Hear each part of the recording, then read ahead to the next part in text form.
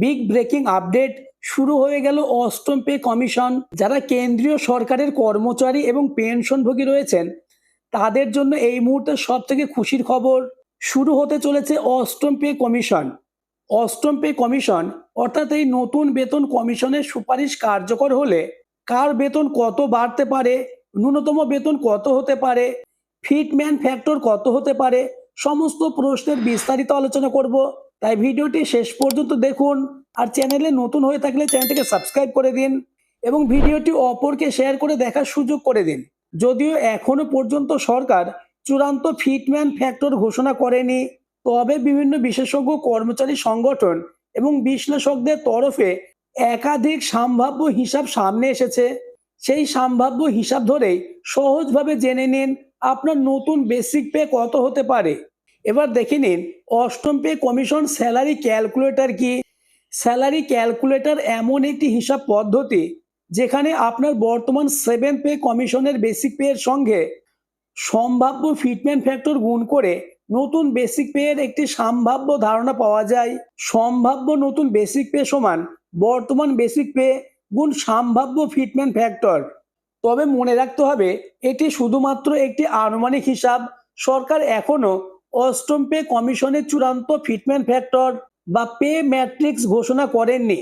এখন প্রশ্ন হলো, ফিটম্যান ফ্যাক্টর কি, কেন এত গুরুত্বপূর্ণ?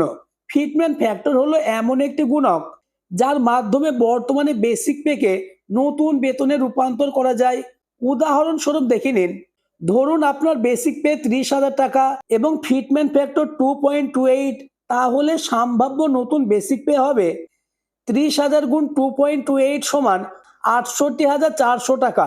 অর্থাৎ আপনার বর্তমান বেসিক পে 30,000 টাকা হলে অষ্টম পে কমিশন লাগু হলে আপনার বেসিক পে হবে 68,400 টাকা। অর্থাৎ 1 লাফে আপনার বেতন ডবল হয়ে যাবে।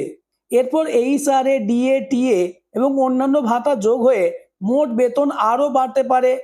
এবার দেখে নিন বর্তমানে কোন কোন ফিটমেন্ট ফ্যাক্টর নিয়ে আলোচনা চলছে। সরকার এখনো কোনো চূড়ান্ত সংখ্যা ঘোষণা করেনি, তবে বিভিন্ন মহলে যে সম্ভাব্য সংখ্যা নিয়ে আলোচনা চলছে একটি ছকের আকারে বুঝিয়ে দিচ্ছি।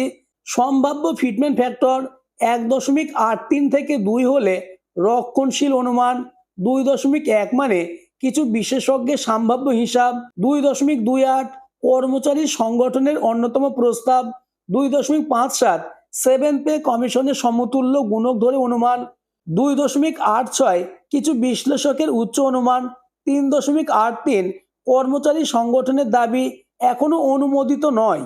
তবে সবকিছু চূড়ান্ত সিদ্ধান্ত নেবে কেন্দ্র সরকার। এবার দেখে নিন অষ্টম পে কমিশন স্যালারি ক্যালকুলেটর, অর্থাৎ অষ্টম পে কমিশন লাগু হলে আপনার সম্ভাব্য বেতন কত হতে পারে। আপনার সম্ভাব্য নতুন বেসিক পে 2.28 ফিটম্যান ফ্যাক্টর ধরে একটি উদাহরণ সাহায্যে বুঝিয়ে দিচ্ছি। বর্তমান বেসিক পে এবং সম্ভাব্য নতুন বেসিক পে। বর্তমানে যাদের বেসিক পে 18,000, 2.28 ফিটম্যান ফ্যাক্টর ধরে অর্থাৎ অষ্টম পে কমিশন লাগু হলে আপনার বেসিক পে হবে 41,040 টাকা। যাদের বর্তমান বেসিক পে 25,500, তাদের সম্ভাব্য বেসিক পে হবে 58,140। যাদের এখন 30,000 বেসিক পে রয়েছে তাদের সম্ভাব্য বেসিক পে হতে পারে 68,400 টাকা। এই ছকটি দেখে নিন, তাহলে আপনারা বুঝতে পারবেন অষ্টম পে কমিশন লাগু হলে আপনাদের সম্ভাব্য বেসিক পে কত হতে পারে। তবে এটি শুধুমাত্র উদাহরণ, চূড়ান্ত বেতন সরকার ঘোষিত ফিটম্যান ফ্যাক্টর অনুযায়ী পরিবর্তিত হবে। তবে অষ্টম পে কমিশন লাগু হলে শুধু বেসিক পে নয়, আরও কি বাড়তে পারে দেখে নিন। অষ্টম পে কমিশন কার্যকর হলে শুধুমাত্র বেসিক পে নয়, নিম্নলিখিত ক্ষেত্রে পরিবর্তন আসতে পারে। ডেয়ারনেস অ্যালাউন্স অর্থাৎ ডিএ, হাউস রেন্ট অ্যালাউন্স অর্থাৎ এইচআরএ, ট্রান্সপোর্ট অ্যালাউন্স অর্থাৎ টিএ, এছাড়া অন্যান্য বিশেষ ভাতা, পেনশন, ফ্যামিলি পেনশন। তবে বিভিন্ন কর্মচারী সংগঠন ডিএ কে বেসিক পে এর সঙ্গে যুক্ত করা এবং এইচআরএ ও ট্রান্সপোর্ট অ্যালাউন্সের সংশোধনের দাবিও তুলেছে। এখন প্রশ্ন হলো ন্যূনতম বেতন কত হতে পারে। বর্তমানে কেন্দ্রীয় সরকারি কর্মচারীদের ন্যূনতম বেসিক পে 18,000 টাকা। নতুন কমিশনে এটি কত হবে তা এখনো ঘোষণা করা হয়নি, তবে বিভিন্ন বিশেষজ্ঞ মহলে অনুমান করা হচ্ছে ন্যূনতম বেতন 30,000 টাকা বা তার বেশি হতে পারে। আবার কিছু কর্মচারী সংগঠন ৬৯,০০০ ন্যূনতম বেসিক পের দাবি জানিয়েছে। তবে এগুলি এখনো প্রস্তাব মাত্র, সরকারি সিদ্ধান্ত নয়। এখন প্রশ্ন হলো, কবে কার্যকর হতে পারে অষ্টম পে কমিশন? অষ্টম পে কমিশনের কাজ চলমান। কমিশন বিভিন্ন রাজ্য কর্মচারী সংগঠন ও অন্যান্য অংশীদারদের মতামত সংগ্রহ করছে। ফিটমেন্ট ফ্যাক্টর, পে ম্যাট্রিক্স ও অন্যান্য সুপারিশ চূড়ান্ত হওয়ার পরেই সরকার কার্যকর হওয়ার তারিখ ঘোষণা করবে। চূড়ান্ত বিজ্ঞপ্তি প্রকাশ না হওয়া পর্যন্ত কোনো সম্ভাব্য বেতন বৃদ্ধিকে নিশ্চিত ধরে নেওয়া উচিত নয়। এখন প্রশ্ন হলো, কোন কর্মীরা সবচেয়ে বেশি উপকৃত হতে পারেন?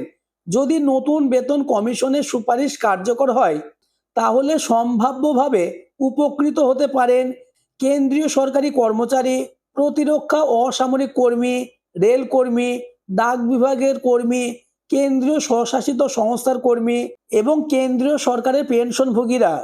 তবে বেশ কিছু গুরুত্বপূর্ণ বিষয় মাথায় রাখা দরকার।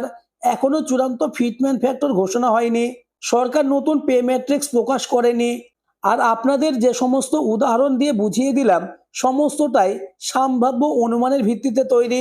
অফিসিয়াল বিজ্ঞপ্তি প্রকাশের পরেই প্রকৃত বেতন নির্ধারিত হবে। তাই এখন কেন্দ্রীয় সরকারি কর্মচারী ও পেনশনভোগীদের মধ্যে অষ্টম পে কমিশন নিয়ে প্রত্যাশা তুঙ্গে। তবে এখনই কোনো নির্দিষ্ট বেতন বৃদ্ধিকে নিশ্চিত বলা যাবে না।